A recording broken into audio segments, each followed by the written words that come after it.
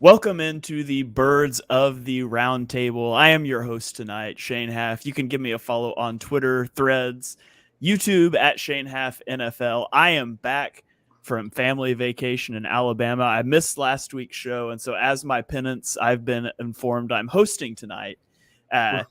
Joined as always by my co-host. It is Dibes. Give him a follow on Twitter at Mr. Crockpat. Check out his college content that's coming out. His NFL draft, college content, NFL draft, whatever you want to call it. He's got threads out, videos dropping.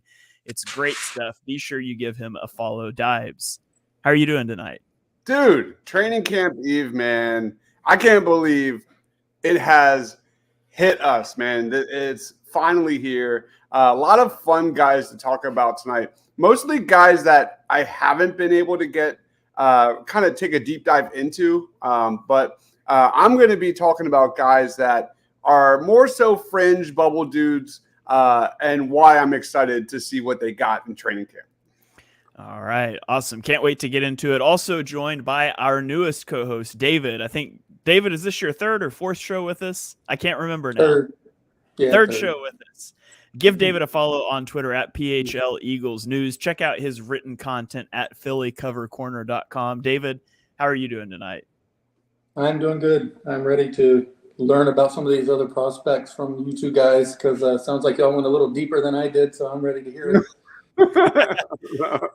All right. So, yeah, on training camp eve, we are going to talk about our top 5 most intriguing players to watch at training camp. And I don't know. You might have Jalen Hurts on your list. He's not on my list. I kind of went for more of like some of the roster battles, some of those fringe guys like Dibes talked about. And of course, there's some big names on there as well. So we're going to get a mix of guys, people that you guys can keep an eye on when you're reading practice notes and all of that stuff. So David, I'll throw it to you first. These aren't in any particular order necessarily, but who's a guy on your list of an intriguing player to watch at training camp? All right, I'm going to come out the gate, and I know it's in contrast to your belief system here, but I'm going with Cam Jurgens, and nice. I am looking towards that battle with Tyler Steen, and everything and everyone I've spoken to basically has indicated that it's Jurgens' job to lose, and I know that, again, I am in opposition with your thinking as far as Steen being a long-term right guard. From my belief system and from what I've heard is that they're not that worried about the longevity of the position this year as far as trying to put Steen there and having him, be the right guard for 4 years. They're more worried about who they think is going to be best this season and trying to, get back to the Super Bowl and win it. And another,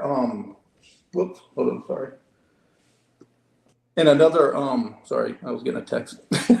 Another part about the Jurgens-Steen battle is, when I talked to Cam earlier, and this was going way back, it seemed that he indicated that Stoutland was really looking forward towards the challenge of getting him to play right guard, that he was really excited about proving everyone wrong that he couldn't do it as a, guy with a little undersized. So that's the main battle I'm looking forward to this week. All right. I don't have Cam Jurgens on my list, but I do have Tyler Steen on my list as a guy, intriguing guy to watch. And it was for the same reason. Can he go win the starting right guard job? As I've enumerated before, I think it's ideal if Tyler Steen can win that job from Cam Jurgens. Because again, Cam Jurgens is going to be your center long term. I know Brandon Thorne put out his rankings, which Brandon Thorne, O-line guru, trench warfare guru. He's big on D-line stuff too. Give him a follow on Twitter if you haven't already. But in his rankings, he had the Eagles with the number 1 offensive line, and he listed Tyler Steen as his starting right guard, which is what I was expecting. We'll see what ends up happening. I would love to see Steen go win that job, but that's definitely a battle. It's the battle to watch in training camp. And I didn't put Jurgens on my list because I didn't want to put 2 guys at the same position. But right. A good segue to talk about it there. I will say I didn't have either on my top 5 list, but I will say last week when we did a position battle on Party on Broad for training camp, this position battle was my number 1. So Cam Jurgens versus Tyler Steen, man. I know Shane and I love the trenches. still learning David's favorites and not so favorites when it comes to positions. But for me, that is a great one. Ironically, I'm going to stick to the offensive line. And the guy I'm talking about is Trevor Reed. I'm really excited to see what Trevor Reed's got. He was an undrafted rookie out of Louisville. The Eagles love to kind of give Jeff Stoutland like these kind of projects, man, and kind of, Trevor Reed has mind-blowing athleticism, off the charts testing numbers. He had a 9.61 RES out of a possible 10. That ranked 51 out of over 1,200 offensive tackles graded from 1987 to 2023. He's got long arms, great upside, 6'5", over 300 pounds. Most of the snaps of Trevor Reed came from the left tackle spot with the Louisville Cardinals last year. He allowed 3 sacks, 2 quarterback hits, 8 quarterback hurries in 314 pass block snaps. I think he needs to get stronger. I think what Jeff Stoutland is going to be able to do with this guy with NFL strength and conditioning programs is going to be really fun to watch. So give me Trevor Reed, man. I know he probably won't get a lot of time in 2023, but definitely an up-and-comer. He was one of my 5 as well. No, snap. Nice. So you might as well just go on. I know I'll put him on both of ours. All right. Anything you want to add on Reed, David? No, he basically covered everything. The same sentiment that I mentioned with Juergens is that Stoutland just loves these kind of guys. He loves these challenges, and like he said, his biggest weakness was probably his strength and lower body. And if he clears that up, he'll probably be a prospect that will probably go to the practice squad maybe to begin the season. But I'd be surprised if he's not a member of the team going forward. All right, so we got 4 trench picks between us so far. We got some comments. We got some comments coming in here. Daniel Berry on YouTube says, "Yo." Patrick on Facebook says, "What's up, homies?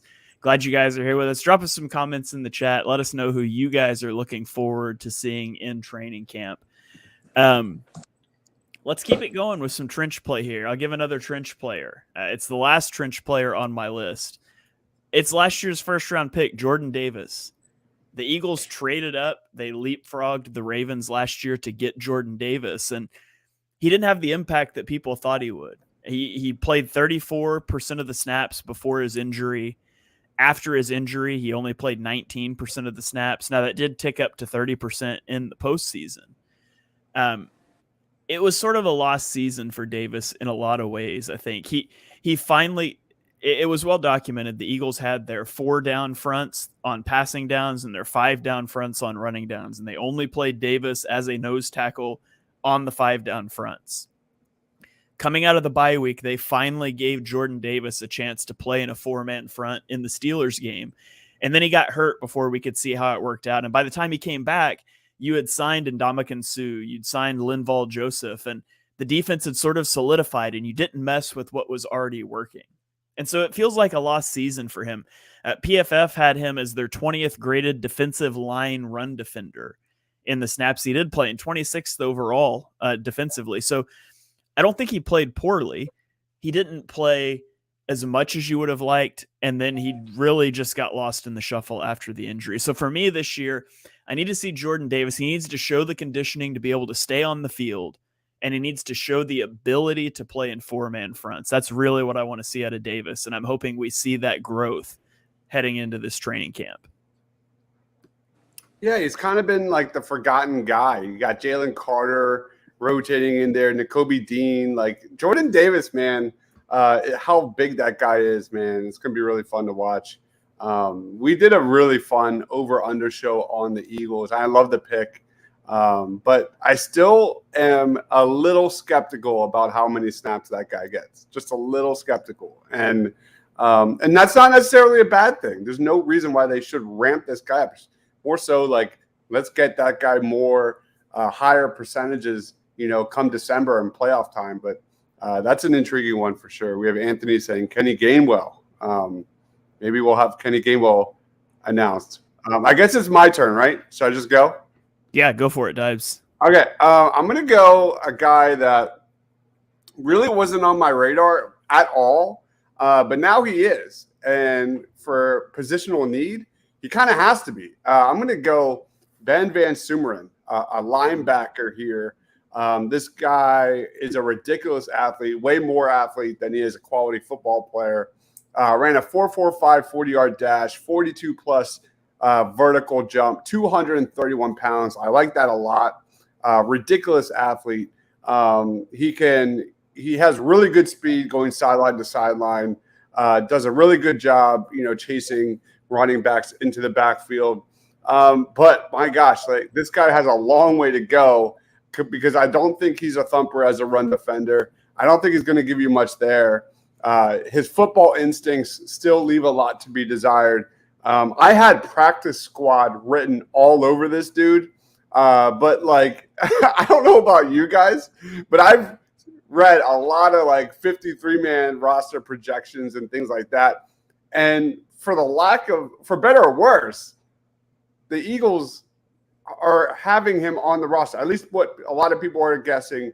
This guy might make the final 53-man roster. I don't know a lot about Ben Van Sumeren, but we killed Davion Taylor because of how raw he was. That guy was not ready.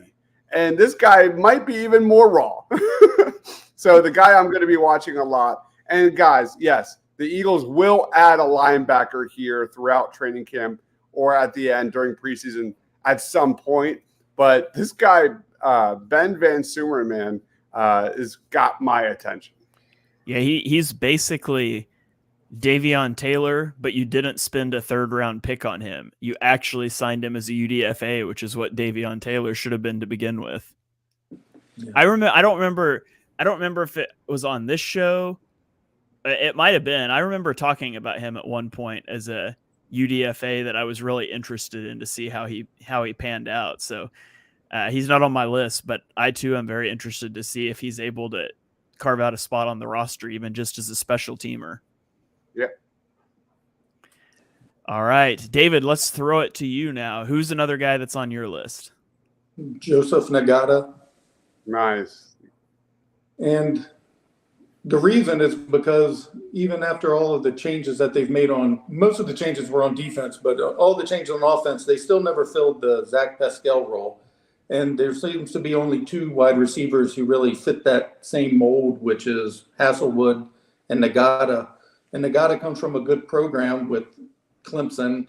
His numbers look pretty good. The main issue he's had is staying healthy. His healthiest season was his senior year, which worked out for him, I guess. But he definitely has to work on his health, but his size and everything else kind of matches that of Pascal. So I would be surprised if he doesn't make the team unless they bring in another wide receiver. But he has good hands. He has good run after the catch ability.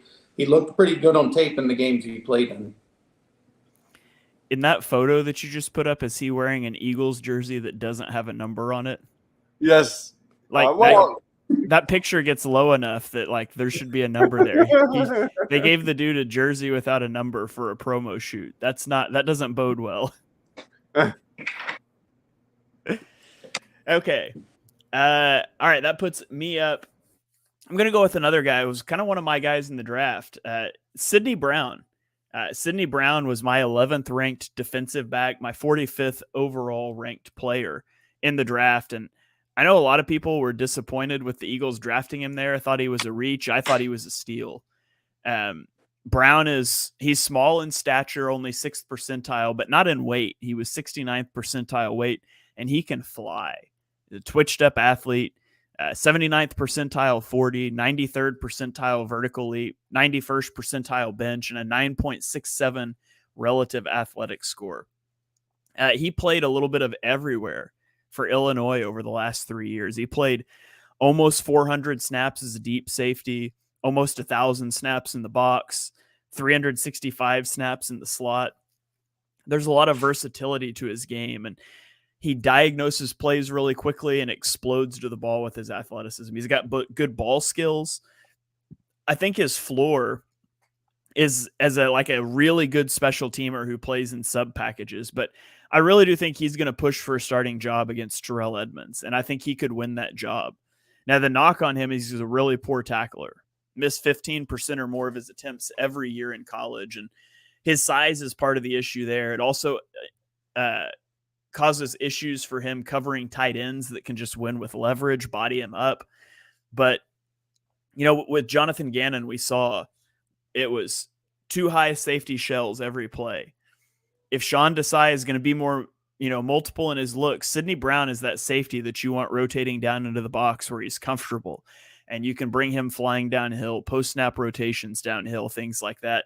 I think he's a piece that you can use all over the defense. And, not that Terrell Edmonds isn't, but Brown's a better athlete, and I would really like to see him on the field. Yeah, I agree with all that, too. Yeah, that's a great selection. And it's kind of embarrassing that he's not mine. Like, my memory of Sidney Brown will always be me pumping him up for months, and then when we finally put our final big board up, and Shane had him over me, he had him ranked over me, and I was pissed off because that was my guy for so long. Mark did the same thing to me with Julius Brents. I was pumping Julius Brents up for months, and then we put out our final rankings, and Mark had him higher than I did it. BGN Draft Show, if you guys didn't check that out during the off season, be sure you check that out next off season. We did a lot of stuff, but it's always funny how some of us start out higher on a guy, and then Dibes introduced me to Sidney Brown, and then I ended up higher on him than Dibes. Yeah. Did the Eagles did they sign Edmonds before or after they draft? It was before the draft. It was before. Yeah, because he had some interesting quotes. Edmonds did after watching Sidney at the mini camps. He was just raving about how hard of a worker he was, and saying how quiet he was also, and doesn't say a whole lot, but that he's just a very hard worker. He's always studying, and it sounded like he was legitimately concerned for the kind of competition he was going to have with them coming into the training camp. Yeah, it wouldn't surprise me. I really do think that right now, Brown. I have Brown over him. I think on our over-under show, I said he would play more snaps than Edmonds.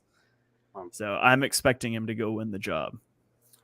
Yeah, I think Edmonds wins it, but I think Brown's going to get ramped up throughout this year. I think Eagles fans are going to love that guy. And a lot of the reasons you just, said, obviously the athleticism is off the charts, but the dude's intangibles, his leadership as a locker room guy, he's got everything Eagles fans are going to love about the way he plays.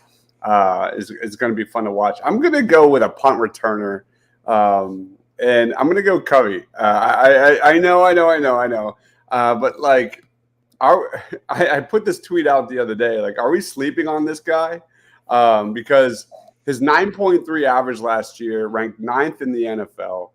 His rookie season got off to a bad start. He had 2 fumbles. He only averaged 6.8 yards per punt return in the Eagles' first 10 games. People were kind of screaming about the Eagles' special teams, lack of special teams.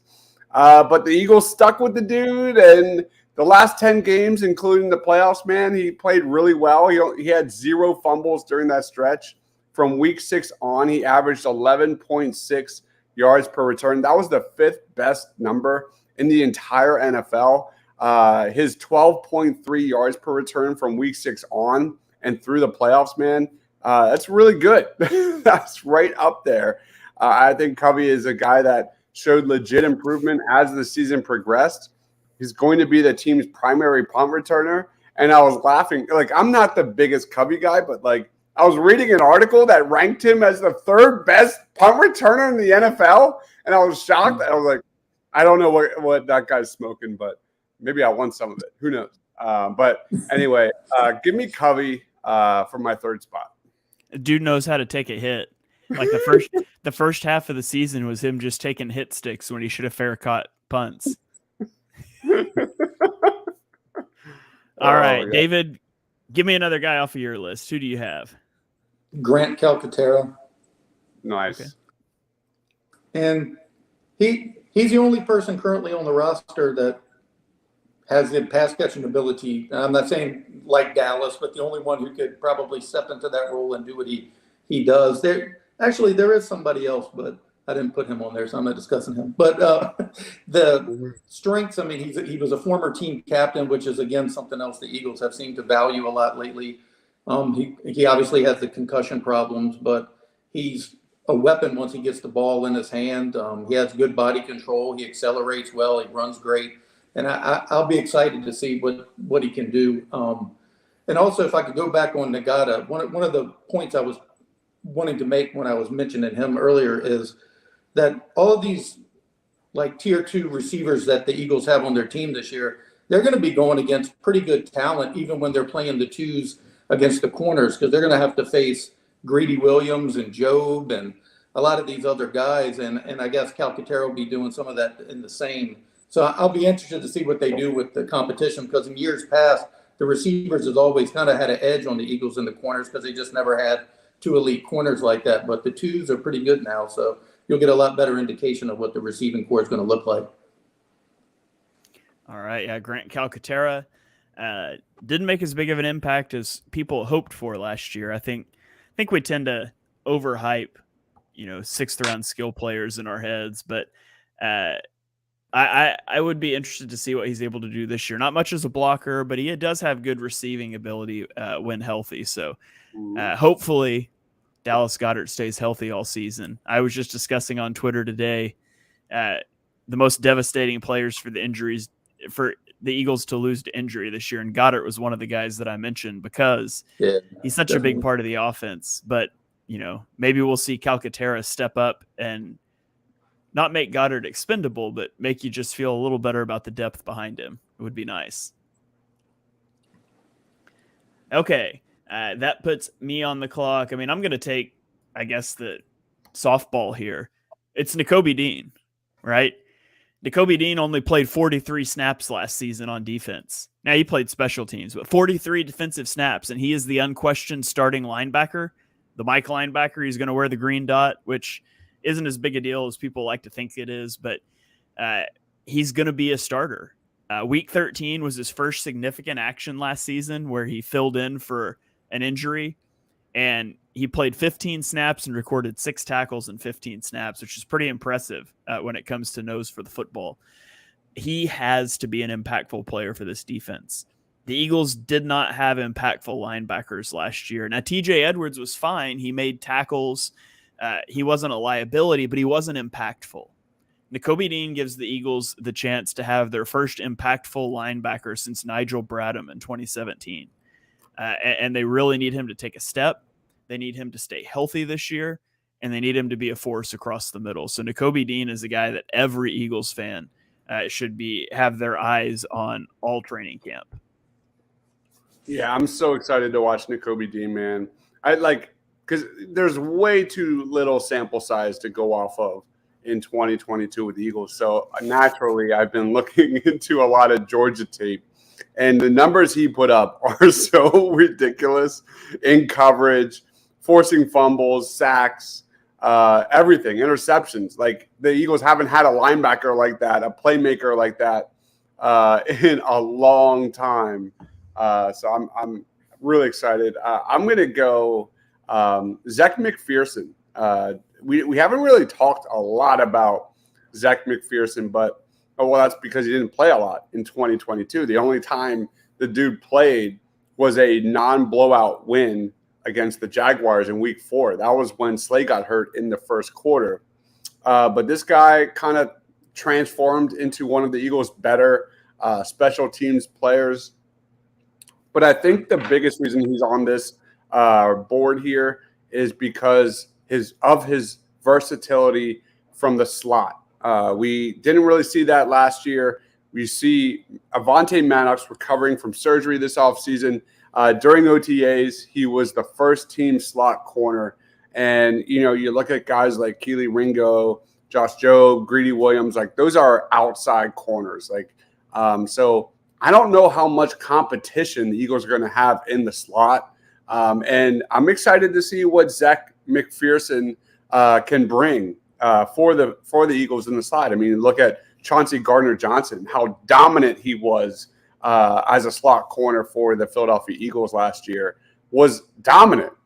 I'm not saying Zach McPherson's Chauncey Gardner-Johnson, but maybe he gives you like 1/8 of that playmaking ability because I think he's going to get more snaps this year. All right. So Zach McPherson, yeah, he's kind of he's a guy that I feel like the Eagles really like, and we just haven't seen him a lot. And barring injury this year, we might not see him a lot again. Now, granted, you've got 2 30-plus cornerbacks and then an often injured guy in Avonte Maddox in the slot. So odds are you're going to see Zach McPherson. I do think he's going to be CB4 and that first guy off the bench. So it'll be interesting to see what he looks like in training camp. We got Freddie chiming in on YouTube. Great minds think alike, Dives. We both clicked it at the same time. Saying that people think TJ Edwards was an all-pro the way they talk about him. Yeah, I mean, people look at tackle numbers because it's hard to evaluate linebacker play. And so if you're box score watching, TJ Edwards looks great. And I'm not saying TJ Edwards was a bad player. He was solid. He wasn't a liability. He was an above average player, but he's definitely not as great as some people think that he was. Yeah. It's crazy. It's spelled Zech, but pronounced Zach.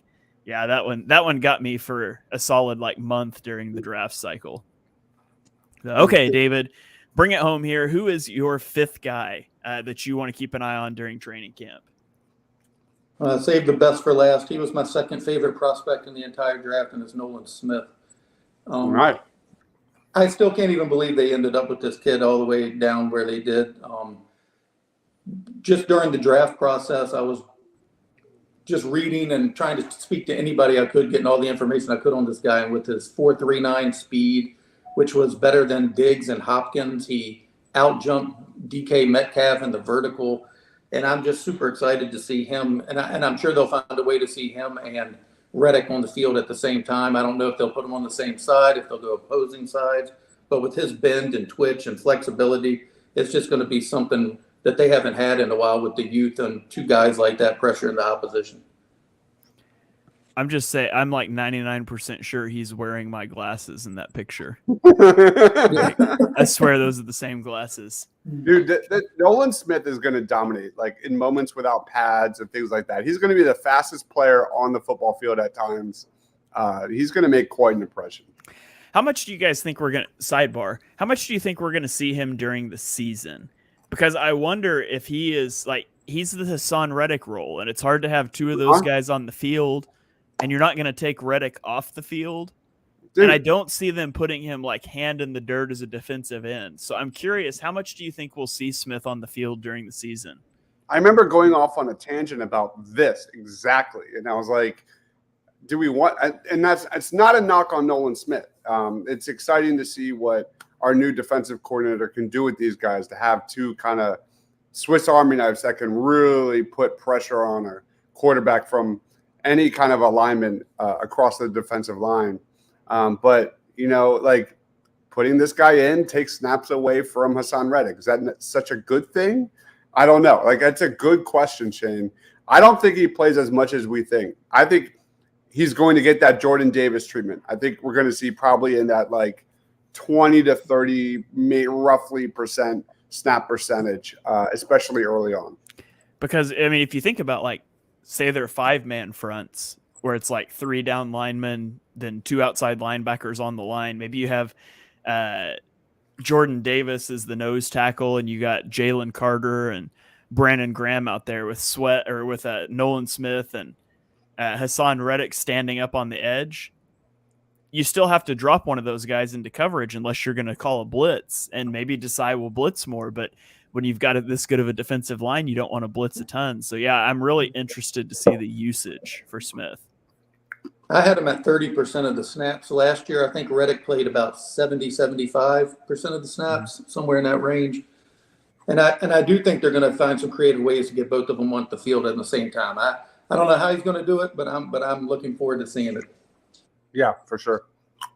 Yeah, let's see. Last year, Hassan Reddick played 73.8% of the defensive snaps. So, okay. On to my last guy. I'm going to do another linebacker. and it's Christian Ellis. Wow.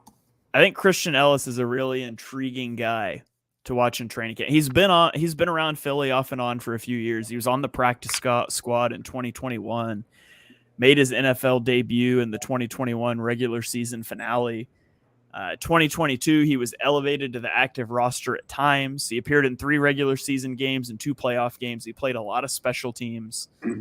I thought he showed decent athleticism and awareness on the field, which is really like all it takes to be an Eagles linebacker. Let's be honest, it's not a high bar to be a linebacker for the Eagles. Mm-hmm. But the reason I think he's intriguing to watch is that, yeah, they got Nicholas Morrow, but Nicholas Morrow's small. He's 6 foot, 225. Christian Ellis is more of a prototypical linebacker size, which may be a good thing when you've got Nakobe Dean, who is so small. I would be a little hesitant to put, as much as run defense was an issue for the Eagles last year, I would be hesitant to replace TJ Edwards and Kazir White with Nakobe Dean and Nicholas Morrow and think that's going to make you better against the run. So, yeah, you've got Jalen Carter and Jordan Davis in front, but if stopping the run is an issue, I think you could see Ellis playing more than Morrow as we go down the stretch. Mm-hmm. Yeah, that's a good one. A guy that we don't really talk a lot about. That's kind of why I went Ben Van Sumeren, because I'm not really high on Ellis. I think at the end of the day, the Eagles will make an upgrade at this spot. I think Ben Sumeren just gives me a little more upside because of the unknown factor. But that's a good one. My last one here is a guy that I've been pumping up for quite a bit here over the last several months. Give me Milton Williams. Milton Williams is a guy that has, he hasn't gotten a lot of time, but when he has played, it's been really good, man. I thought he looked really good as a rotational guy. He had 6 sacks, 12 quarterback hits over his first 2 seasons with the Philadelphia Eagles. But I think Williams is at his best against the run. He actually was ranked number 14 among all interior defenders against the run via Pro Football Focus. Take that for what it's worth.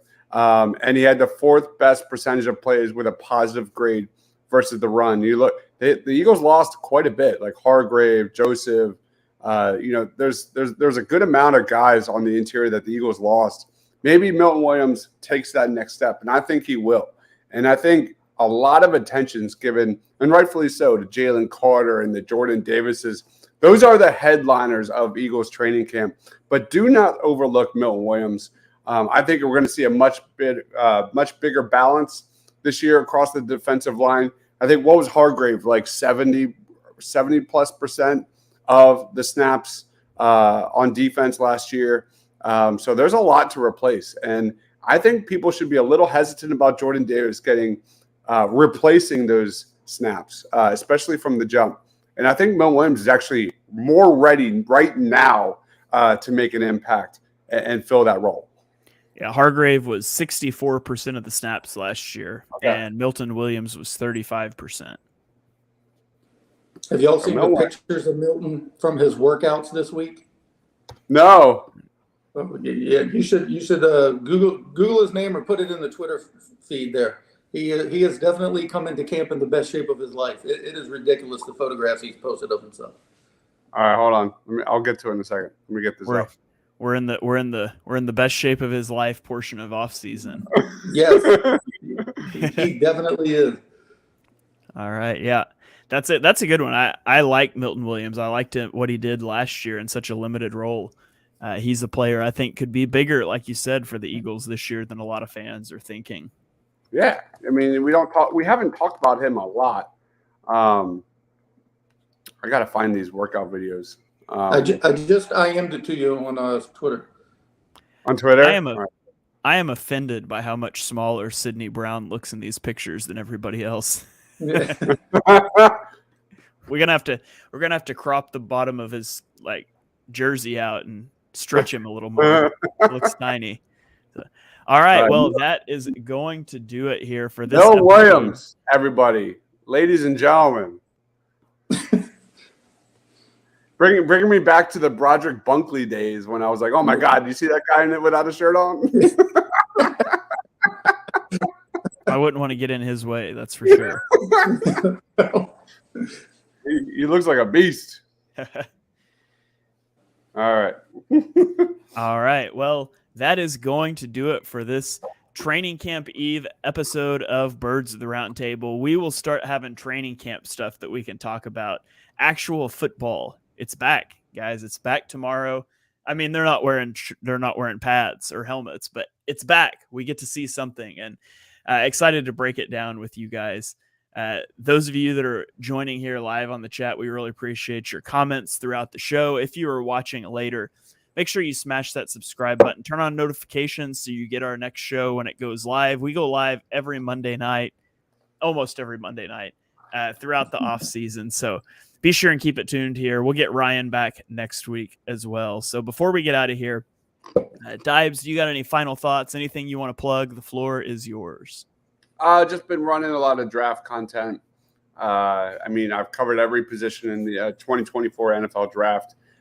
Went through some of my under the radar guys, compiled everything from my positional rankings, and we did top 10 of every Power 5 conference prospect rankings, and I compiled it into my top 50. So I'm through 21 through 30. So I've only got 2 series left, 31 through 40, then 41 through 50. I've already got a list ready to go of my non-Power 5 guys that I really can't wait to watch here. So keep a lookout. We usually record Fridays on the NFL draft. And, yep, here we go. I will be covering the NHL draft starting next week. So I've got my guy, Tyson, who is one of the best Flyers analysts there is, period. He's such a beast. These are shows where I just kind of sit and watch, and he just talks. But we'll be going through all the top Flyers draft targets for 2024. So that will be coming out as well. So all draft all the time, baby. All right. David, how about you? Any final thoughts? Anything you want to plug? Floor's yours. I just released a piece on Jalen Hurts in regards to how he was changing retirement plans and surgery scheduling and everything else. So good.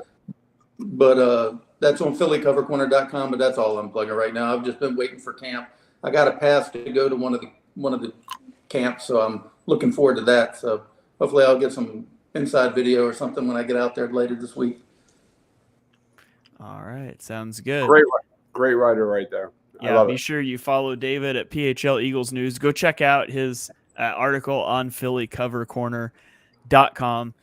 You can follow me on Threads, Twitter, YouTube at Shane Half NFL. Check out my podcast, Chalk Talk, on iTunes, Spotify, wherever you get your podcasts. Actually going to be going live shortly after this show with Mark, and Dibes is going to join us as well. And we're going to be drafting under 25 teams for the NFL against each other. So every player we select has to be under 25 when week 1 happens. So it'll be interesting to see how our teams turn out. You guys can come over there and check that one out. It'll be live on my YouTube, the Edge of Philly Sports YouTube, on the Chalk Talk Twitter feed. So go check that out, and you can let us know live as we go how much Dibes and Mark's team stink, and I'd really appreciate it. So, all right. Well, that is going to do it for this episode of Birds of the Round Table. Thank you guys for joining us. We will be back next week to break down all the training camp action. So you guys keep it tuned right here to Edge of Philly Sports for all of our Eagles analysis. We will catch you guys next time. Go Birds! Go Birds!